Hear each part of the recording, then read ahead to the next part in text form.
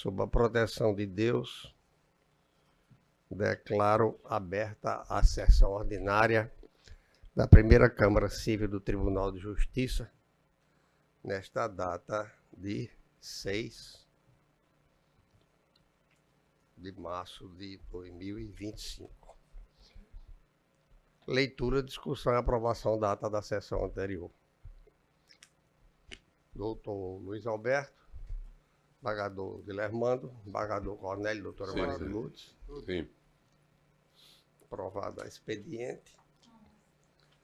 Na ordem administrativa, a presidência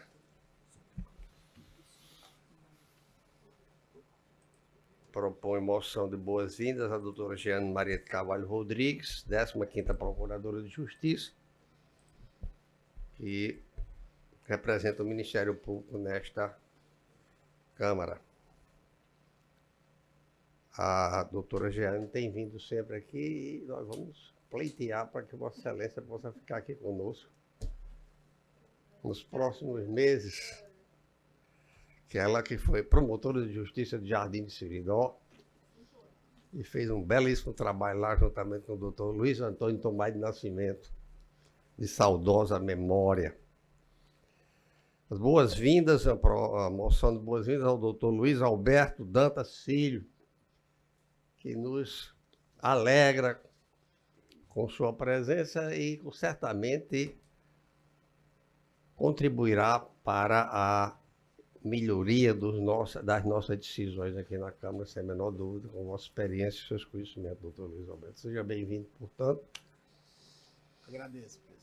E também agradecer a presença da desembargadora Lourdes Azevedo para julgamento dos processos com ampliação de quórum, para os quais nós vamos dar prioridade. E lá em Jardim de Seridó. Também tem ligações de Jardim de Seridó e a derrota de Nossa Senhora da Conceição, entre outros, né, da Cristo Redentor, Corraio Nova, Lagoa Nova, mas o Seridó. Proposições e comunicações, doutor Luiz Alberto, Terminado, excelência. doutor embargador Dilermando Mota.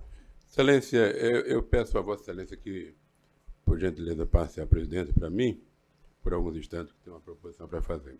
Passa a Vossa Excelência a presidência pela ordem regimental. E propõe uma moção de boas-vindas a Vossa Excelência, embargador Cláudio Santos, que retorna nesta Câmara, depois plenamente restabelecido, depois de ser submetido a uma cirurgia, e por mais que seja simples cirurgia, é cirurgia. E nós nos alegramos muito com o retorno de Vossa Excelência. Todos aprovam?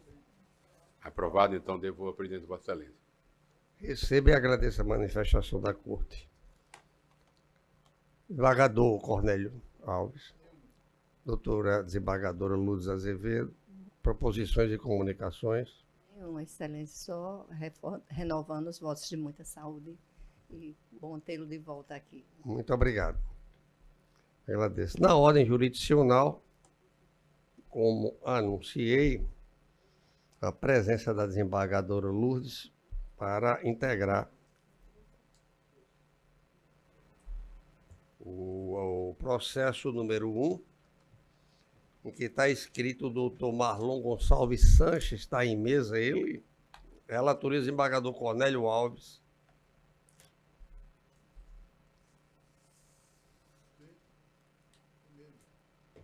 O advogado não está presente, portanto, a votação se dará pelo sistema virtual. Mais algum processo? Com ampliação? Eu já tenho o meu voto acompanhando a divergência, só que eu não consegui ainda lançar aqui no sistema. Mas estou aqui acompanhando o desembargador Dilermando na questão dos danos morais em R$3.000, que foram fixados por ele e pelo desembargador Expedito à época. O relator desse processo, desembargador Cornélio, ele conclui 50% dos honorários entre as partes, para provimento, forma simples e em dúvida a partir de então, bem como faz a condenação por dano morais. Vossa Excelência acrescenta apenas dano moral. Dano moral, Como faz a divergência? acompanhando a divergência. Eu vou acompanhar o relator.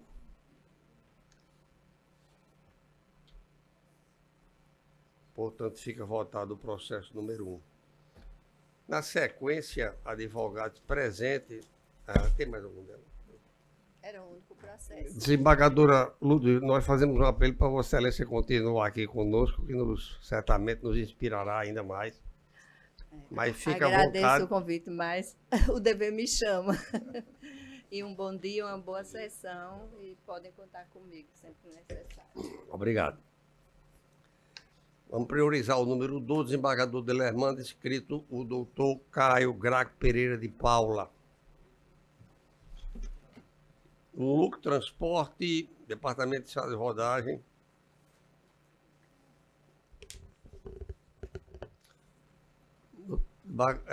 Doutor Caio, Vossa Excelência fala por... Lunk e pelos apelantes todos.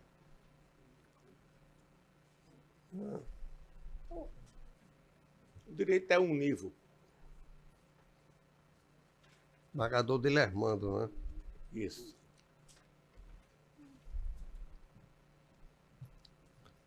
Pois não, doutor Caio. Vossa Excelência representa a parte apelante, não é isso? Exatamente, excelência. E o voto, salvo, não sei se estão acompanhando, conclui dizendo: dou provimento ao apelo para declarar nula a sentença em face da violação ao princípio da não surpresa, julgando novamente o mérito de imediato e já nessa instância, nos termos do artigo 1013, parágrafo 3º do CPC, para julgar procedente a ação indenizatória, reconhecendo em favor dos apelantes o direito reclamado desde a exordial e expressamente reconhecido pelos próprios apelados no processo administrativo 184.726/2014-4, qual seja a indenização expropriatória indicada pela Fazenda Pública Estadual no valor de R$ 216 mil, conforme laudo de avaliação elaborado pelo corpo técnico da CPA ID 2602-22743, mediante natural incidência de correção monetária e juros compensatórios nos moldes da ADI 2332 DF STF a ser apurado em liquidação de sentença. É o voto do relator. Parece-me que, não sei se está... Atende, doutor Caio, atende ao apelo. Atende, mas excelência, eu precisaria só que me fosse esclarecido uma situação, se me permite. O relator poderá fazê-lo. Isso. Excelência, veja bem o seguinte, além da discussão em si do mérito, tem uma discussão relativa a como se dará o pagamento.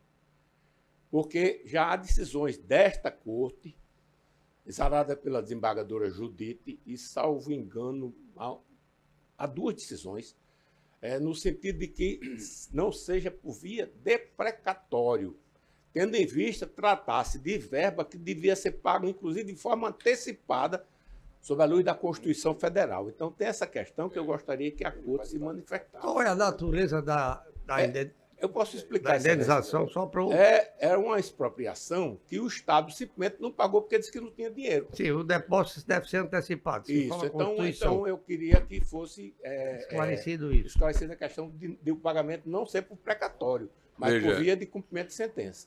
Isso não consta do apelo. Agora, o que se mantém sempre é a regra do precatório, não é? Mas isso não consta do apelo. Consta do apelo. Então, nós não vamos debater se consta ou não consta. Vossa Excelência, então, interpõe o devido embargo de declaração Isso, e examinarei tá certo. Sem problema. com o maior Eu prazer. vou. Sem problema. Eu vou pedir vista do processo para examinar essa peça. Embargador Cornélio, vota. Mas eu vou... eu vou verificar melhor, vou pedir vista do processo. Pois não. Ok, muito obrigado. Estamos abertos à discussão, Correto. depois de verificado. Obrigado. Grande abraço. Tudo bom. Na sequência, o 11, doutora Lídia Ana Gomes, doutora Clarice. Embargador de Lermando, 11. Boa tarde a todos. Bom dia, amigo. Um Boa grande abraço. recuperação, viu? Um abraço. Pediu? Em medo, Excelência. Doutora Clary, doutora Não precisa lá no meu gabinete. Doutora Lídia, pela parte apelante. Isso, Excelência. Apelante. Qualquer um lá. Pois não. Só tem doutora Lídia presente por uma parte, doutora Clarice está presente pela parte adversa. Esclarecer aos advogados e advogadas que, pela lei, Vossas Excelências e pelo regimento, dispõe de até 15 minutos. Porém, respeitado essa prerrogativa da advocacia, respeitada esta prerrogativa da advocacia, se Vossas Excelências, em vista do volume das defesas orais hoje, já do adiantado da hora que nós começamos mais tarde de hoje, puderem sintetizar, nós agradecemos, mas fiquem completamente à vontade. São duas tentações? Hoje a sustentação do STJ não existe mais. Porque não tem como. Um volume, acabou. E data vinda está tudo Grava tudo um no vídeo, processo. acabou. Hoje eu estou com um pedido lá, um advogado passeando na Europa, queria agora uma videoconferência de 10 às 11. Estou aqui ouvindo e ele passeando para lá. Quer dizer, fica uma coisa difícil de resolver. Mas, doutora, por favor, com a palavra. Obrigada, Excelência. Brincadeira não. Bom dia a todos.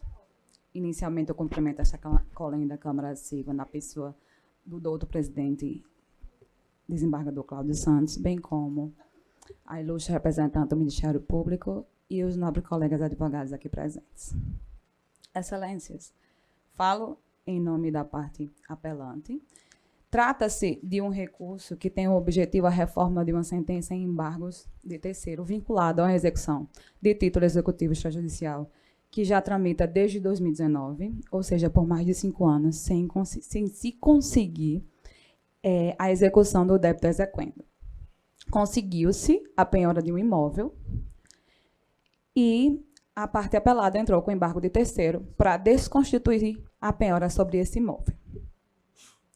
O juiz de primeiro grau julgou procedente e pedimos a reforma na sentença justamente por argumentar e comprovar que se trata de caso de fraude à execução.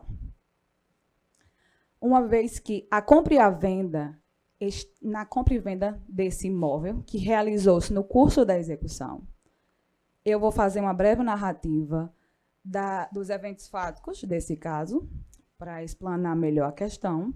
A execução de título extrajudicial data de 8/7/2019, ocorrendo a citação do alienante, devedor, aos 11/5/2020. A compra e venda do bem se deu em 15/8/2022, portanto, no curso da execução, e era o único bem para solver a execução. Excelências, como dito, tem alguns pontos, algumas questões nessa compra e venda que inibem a declaração de boa-fé objetiva da parte apelada. Inicialmente, diga-se que, à época da compra e venda, a parte apelada era inquilina do bem e realizou o contrato de compra e venda ainda como estudante de direito, no valor de R$350 mil, portanto, mais da metade do valor da execução em tela, que trata-se de R$500 mil atualmente. Excelências, R$270 mil foi pago em espécie, o que chama a atenção por se tratar, à época, de um inquilino e estudante de direito que realizou esse pagamento em espécie, o que não se denota uma ocorrência corriqueira em contratos de compra e venda atualmente. Outro ponto, Excelência, que chama a atenção e que foi alegado pela parte apelante, é que a parte apelada carreou aos autos um comprovante de residência. Ela informa na exordial que a posse do bem seria desde 2011, só que carreou aos autos um comprovante de residência de 2023, onde fica em conteste que a COSERN só colocou a energia elétrica na residência em meados de fevereiro de 2023. Então, ela teria ficado 1 ano na posse do bem sem energia elétrica, o que chama a atenção. Outro ponto, Excelência, é que nesse contrato de compra e venda que ocorreu no curso da execução, não se comprova que a parte teve boa-fé objetiva de realizar a verificação se existia algum processo judicial em nome do alienante, do executado, nem processo judicial, nem dívidas, nem débitos. Não se comprova que ela teve esse cuidado que um comprador teria em situações corriqueiras.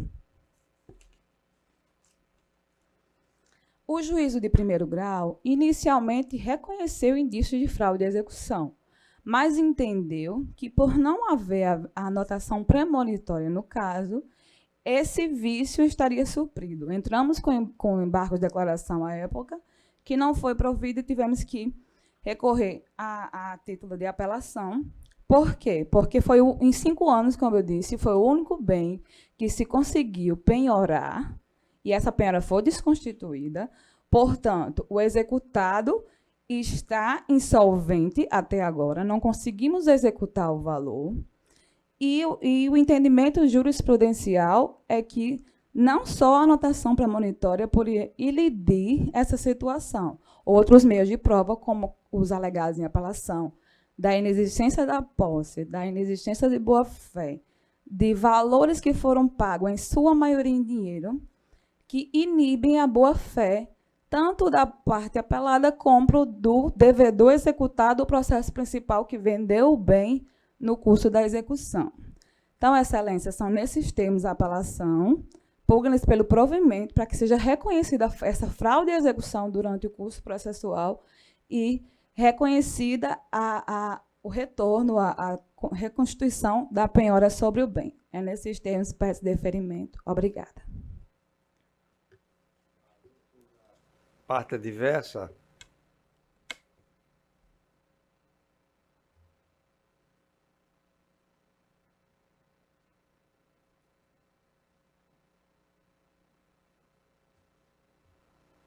Bom dia a todos. Clarice França, OAB 18591. Eu falo pela parte apelada. É um prazer estar nessa manhã aqui com todos vocês.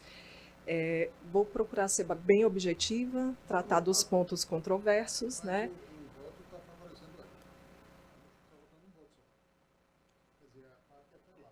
Sim.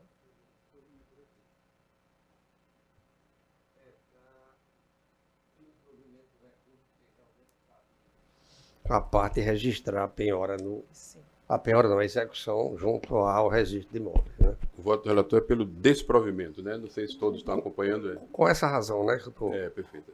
Todos estão acompanhando. Ok, está mantendo a decisão. Obrigada, dispenso. O 4 da minha relatoria, doutora Natasha Rangel.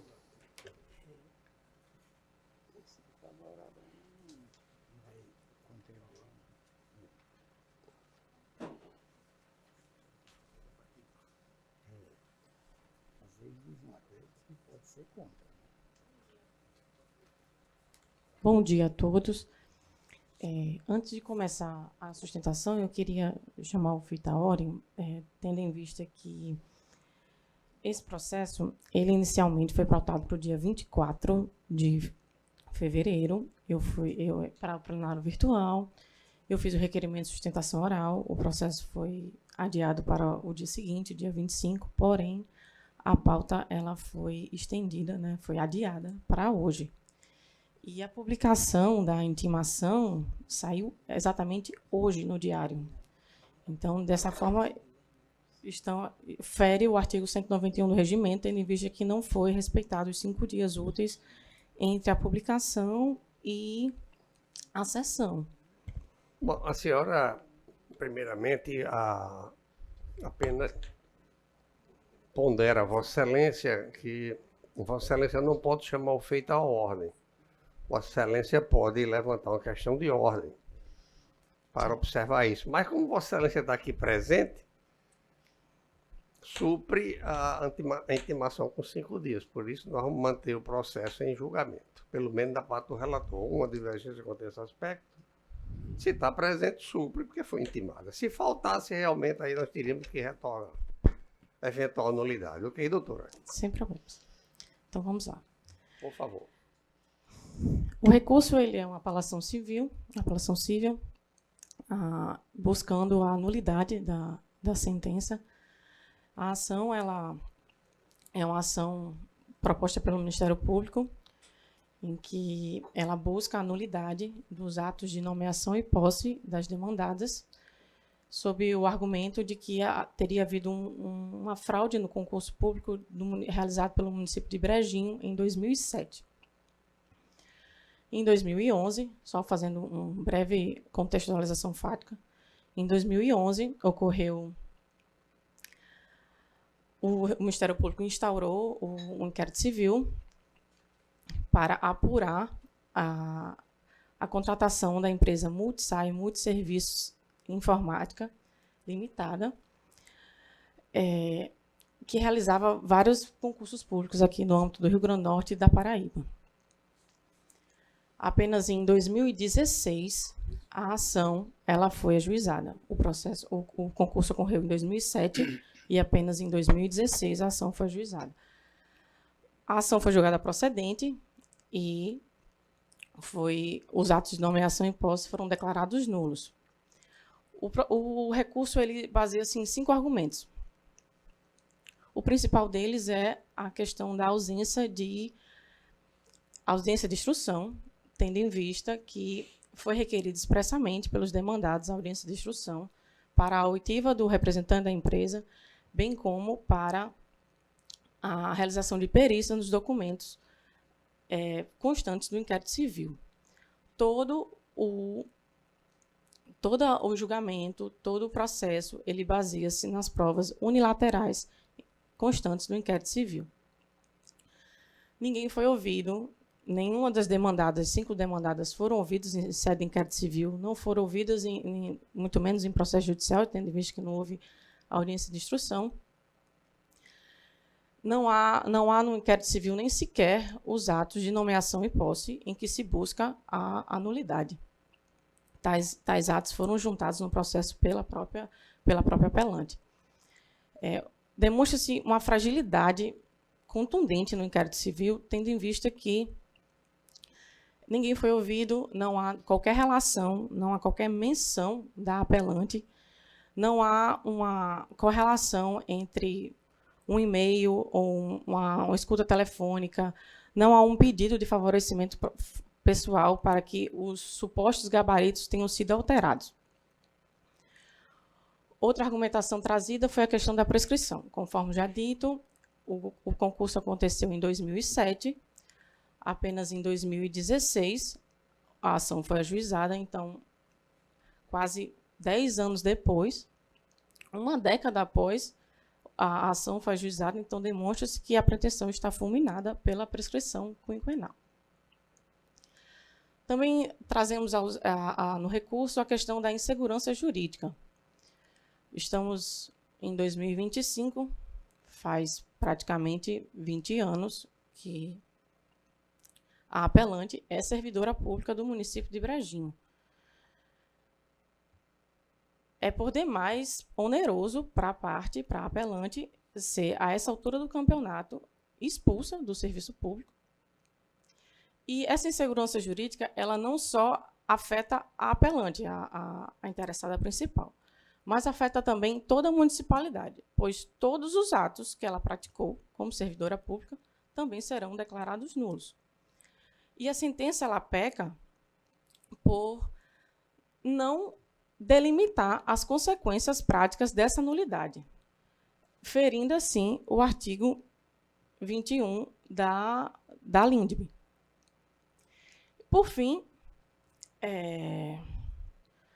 o Ministério Público ele traz uma argumentação em que a sentença se baseou de que haveriam 2 listas. Uma primeira lista, dita pelo Ministério Público como verdadeira, em que a apelante ela passou na 18ª colocação para o concurso de agente administrativo de Brejinho. E uma segunda lista, em que ela subiu para a 3ª posição. Tendo em vista que, como não houve a audiência de instrução, não se esclareceu nos autos questões como quantas pessoas foram convocadas, quantas pessoas desistiram, até que colocação realmente foi chamada os candidatos classificados.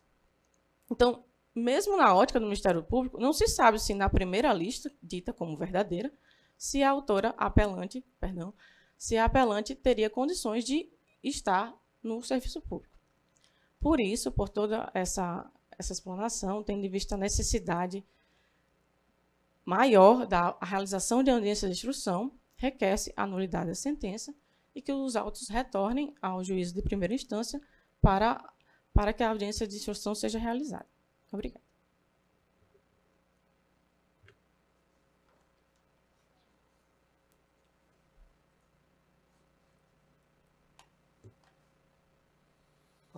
Está mantida a decisão. 2, doutor Francisco Sérgio.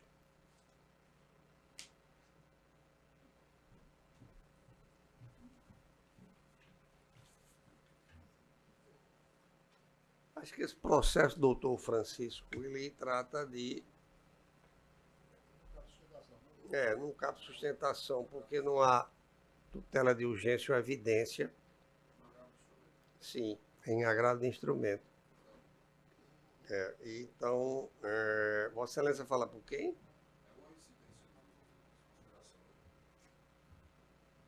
Eu acho que não há tutela, não. Não cabe a sustentação oral, embora Vossa Excelência esteja aqui, mas... Eu Hein? tenho o resultado.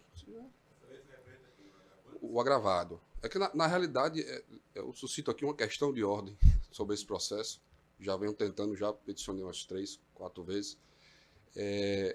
Eu não sou advogado habilitado, eu não posso nem defender a parte agravada, porque eu não tenho procuração para tal. Essa empresa, PMG, ela não existe mais, está inativa desde 2018. Eu fui advogado da ex-sócia no processo de primeiro grau. Eu só tive procuração, né, só foi me concedido capacidade postulatória até lá, até a decisão dessa incidência. A parte agravada, a agravante juntou, né, ele indicou a PMG, que é a empresa, e me colocou como, me identificou como advogado da empresa. Eu não sou, nunca fui, não sou e nem nunca serei, porque a empresa não existe. Bom, então vamos parar por aqui, está julgado. Não, né? é porque eu estou atrás da decisão. É simples, né? Se Vossa Eu acho que Excelência não deveria nem ser conhecido esse agravo, porque Essa é outra questão. aí tem visto... é outra aí vai ter questão. que arranjar um advogado da empresa, que o senhor não é, Eu, para propor isso. É porque fazendo esse, o quê aqui? esse processo é tão Advogado. estranho, ele é tão estranho porque eu fui advogado da ex-sócia que não está no processo. E o advogado do agravante me colocou como advogado da empresa que não existe mais. Então está um pouco confuso. O senhor formou no Exalto, né, advogado? Formei, já peticionei 3 vezes e... Bom, que assim- o processo está sendo julgado e pelo provimento.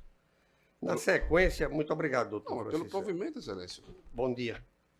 Bom dia para Vossa Excelência. O senhor é um advogado aqui de Não, eu parte. sei, mas aí eu quero tentar convencer os senhores de que Não, esse mas o processo senhor não é seria- advogado, doutor. O senhor nem é Vossa advogado, Excelência, mas me desculpe. quer fazer o quê? Mas é porque Você essa é advogado, decisão, legal. essa decisão, excelência, vai causar prejuízo à minha verdadeira cliente, que é pessoa física. Doutor Francisco Sérgio, nós não podemos continuar a nossa conversa, porque o momento não é oportuno, tá certo? Então, Vossa Excelência, Ok, constituído advogado de qualquer pessoa que tem interesse, Uhum. nós sempre estaremos aqui abertos para lhe ouvir, tá certo? Ok. Em qualquer Deus ocasião. abençoe. Bom dia. Então, bom dia para Vossa Excelência. O 6, doutora Flávia da Câmara.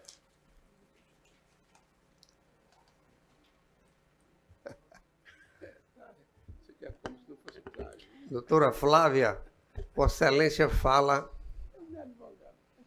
Em nome da apelante, Excelência. Pois não, doutora. Bom dia a todos que aqui estão, a todos os magistrados, doutora Giane, membro do Ministério Público, doutor Cláudio Santos, nobre relator, doutor Luiz Alberto, também meus votos de bem-vindo, né? Doutor Cornélio, com o qual tenho maior estima, e que a gente tem bons debates jurídicos, né, doutor Cornélio? Meu professor, doutor Dilermano, sempre uma honra estar aqui, né, falando especificamente sobre o direito da saúde, como na maioria das vezes. Nesse caso, doutor Cláudio Santos, vou ser breve, eu trago aqui, trata-se de um apelo em que eu represento a parte apelante, a senhora Fernanda, uma mulher com 42 anos de idade, que sofre gravemente de endometriose.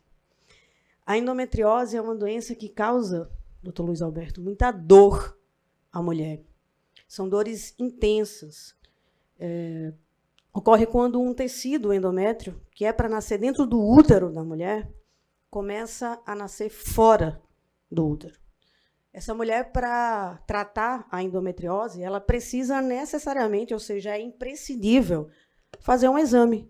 E esse exame é uma ultrassonografia com preparo intestinal, uma ultrassonografia transvaginal com preparo intestinal. Esse exame, ele é, nobre relator, doutor Cláudio Santos, essencial à definição do tratamento. Ou seja, doutor Dilermano, essencial para que ela não sinta dor, para que ela possa cuidar da sua família, para que ela possa trabalhar. Se eu tivesse a dor de uma endometriose, eu não estaria podendo fazer essa sustentação aqui, porque a dor, por vezes, é incapacitante. Foi solicitado esse exame e a Unimed simplesmente negou. Mas o que me chamou a atenção nesse caso é que a negativa ela não foi uma negativa habitual. Normalmente, os planos de saúde negam algum procedimento, exame, tratamento, por duas fundamentações básicas. Ou por não estar no rol da ANS, todos nós sabemos, ou por ser, se for um medicamento, tratamento domiciliar. Nesse caso, olha só, a negativa ela veio pelo seguinte: não foi especificado o tipo da útera. Quando eu vi a negativa, eu parei e falei, não, de fato, se o médico pede uma ultrassonografia, ele tem que especificar o tipo. E olha só como estava o pedido. Solicito ultrassonografia com preparo intestinal para pesquisa de endometriose. Como que não estava especificado? Resolvendo o conflito e não precisando judicializar, foi pedido que o médico passasse uma nova solicitação e assim que a apelante fizesse uma nova solicitação perante seu plano de saúde. E, pasmem, a justificativa para a negativa foi a mesma. Nesse caso desse rapaz, hoje eu nunca tinha. A gente está aqui, doutor Cláudio Santos, falando sobre uma negativa que não trata sobre estar ou não no rol da ANS, que com a Lei 14.454, isso já foi ultrapassado, é um rol exemplificativo. A gente está tratando de duas negativas porque simplesmente quiseram negar, sem fundamentação, sem tese, sem sustentação. Enquanto isso, a mulher ficou com dor, a apelante ficou com dor. E aí o processo chegou, judicializamos, protocolamos, a liminar foi deferida. Eu estou falando de um exame de R$700, o que impede uma nova fundamentação, eventualmente, que poderia ter sido trazido do equilíbrio econômico. Não estou falando de medicamentos caros, estou falando de um exame que está no rol da ANS, que é, portanto, direito legal e contratual, e que foi negado absurdamente. Quando a gente protocolou a ação, a liminar foi deferida, obviamente. A sentença foi julgada parcialmente procedente, obviamente. Mas o dano moral, que é óbvio, é dano in rепso, foi improcedente. Veja que houve o ato abusivo, houve a ilicitude, negou simplesmente por negar. Sequer a negativa trouxe uma fundamentação de que o exame não estaria no rol, que normalmente é o que acontece. E olha só a fundamentação do nobre juiz de primeiro grau, doutor Cláudio Santos. Não houve a comprovação de dor, seja ela física ou emocional. Como não? Se todos nós dermos um Google na endometriose, a gente vai ver que são dores severas, por vezes incapacitantes. Como que não gerou? O simples fato de você ter a obrigatoriedade legal e contratual de prestar um serviço e não prestar, já causa dano in rепso. É esse o entendimento desse tribunal, via de regra, é esse o entendimento da maioria dos tribunais, é esse o entendimento dos nossos colegas nos tribunais. Então, a apelação de hoje é para que seja reconhecido e concedido esse dano moral, porque a ilicitude foi totalmente abusiva. E essa apelação, ela está fundada e fundamentada na Lei 9656 de 98, especificamente no artigo 10, parágrafo 13º, que trata sobre a obrigatoriedade de custeio de exames, tratamentos e procedimentos, sempre que comprovada, quase que não saía, sempre que comprovada a eficácia do exame, o que é óbvio, sempre que comprovada a necessidade e imprescindibilidade, que está comprovado no relatório médico. E, além disso, a gente tem o artigo 35C, inciso 1º, nesse caso, que trata sobre a questão da urgência e emergência, que também foi declarada. Uma paciente com 42 anos, com dores severas e com histórico fortíssimo de infertilidade. A negativa do exame se constitui na autorização, no cheque em branco, para que a Unimed continue fazendo as arbitrariedades que vem fazendo, não prejudicaria em nada e não afetaria o desequilíbrio contratual. Eu não estou falando de tratamentos de grandes montas, eu estou falando de um exame obrigatório, né? E, por fim, insere essa mulher ainda numa doença que gera infertilidade. E a infertilidade está devidamente classificada na OMS. E se ela está classificada na OMS e que não há excludente contratual, é obrigação do plano de saúde custear o exame, não é favor. Então, por todos esses fundamentos aqui apresentados, requer apelante a procedência do apelo para que essa corte fixe a indenização dos danos morais, lembrando que tem um caráter pedagógico e, sobretudo, todos os fundamentos estão pautados na lei do plano de saúde, nas questões de responsabilidade civil, na responsabilidade legal e na responsabilidade contratual. Isso que fica requerido. Agradeço a atenção de Vossa Excelência.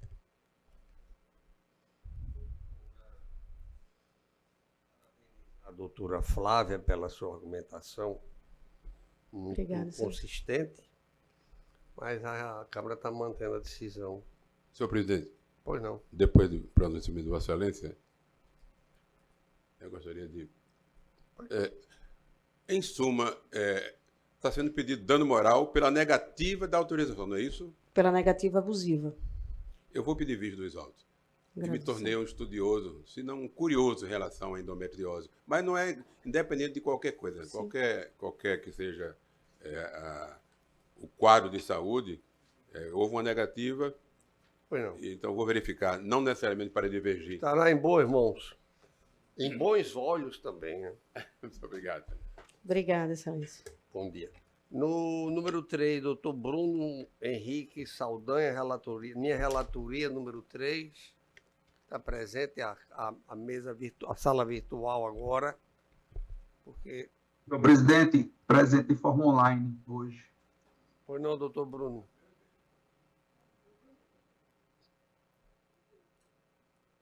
Pois não, doutor Bruno. Pois não. Senhor presidente, cumprimentando, estendo os cumprimentos aos demais integrantes desta corte, fugindo um pouco da minha habitualidade de estar sempre presente, fisicamente, mas hoje, por questões internas aqui do escritório, vou participar de maneira virtual, não menos importante. Doutor Bruno, Vossa Excelência me permitir? Pois não. Nós estamos dando provimento, não sei se na extensão do que Vossa Excelência pretende, mas até para que possamos ser mais produtivos, autorizar as terapias multidisciplinares exclusivamente em ambiente clínico, nos termos da prescrição médica dos autos originários. Perfeito, está plenamente atendido, presidente. Pois não, então fica julgado, Vossa Excelência. A apelação número 5 da pauta, da qual sou relator, é o doutor Laureano Vaz da Silveira. não presente, julgada pelo sistema. O 7, apesar da presença do Dr. Gleidson, não se trata de tutela de urgência ou evidência no agravo para O 7 parece que havia pedido vista, né? admitir a sustentação e o desembargador Dilermando pediu vistas. E eu estou votando com o relator, Excelência. Pois não. O 8º, doutora Fernanda Fernandes e o doutor Bruno Unimed e Laura Fernandes Correia. Aliás, é o 8º esse. É o 8º. Doutora Fernanda não está presente e Votado, né?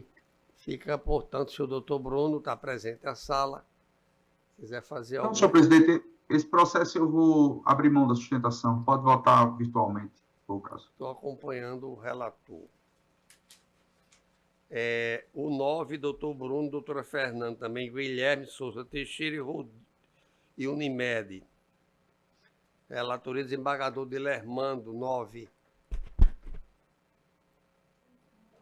Da minha parte, excelência, também estou abrindo mão da sustentação desse processo. Ok. O 10 também tem a intervenção de Vossa Excelência. Aliás, o 10 eu sou impedido. Eu sou impedido. Tem que ficar para a convocação próxima. Aliás, se o doutor Luiz Alberto tiver se sentir habilitado, poderá votar no 10 ou já votou. Pronto, então está votado o processo Votado. da relatoria de embargador Dilermando Pelo Mota, eu registro apenas meu impedimento. Conhecido e desprovido. Ok.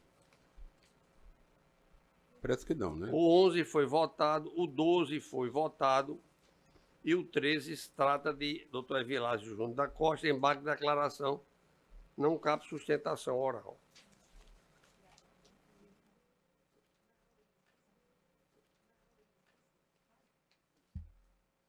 A presidência retoma, aliás, na ordem jurisdicional ainda indaga se há algum advogado, alguma parte presente que queira fazer alguma intervenção. Não havendo, declaro encerrada a ordem jurisdicional. Na ordem administrativa, agradecer a presença de todos e as manifestações da saudade que deitei nesses últimos 15 dias. Mas feliz fiquem em voltar ao encontro de todos vocês. Um bom dia, muito obrigado.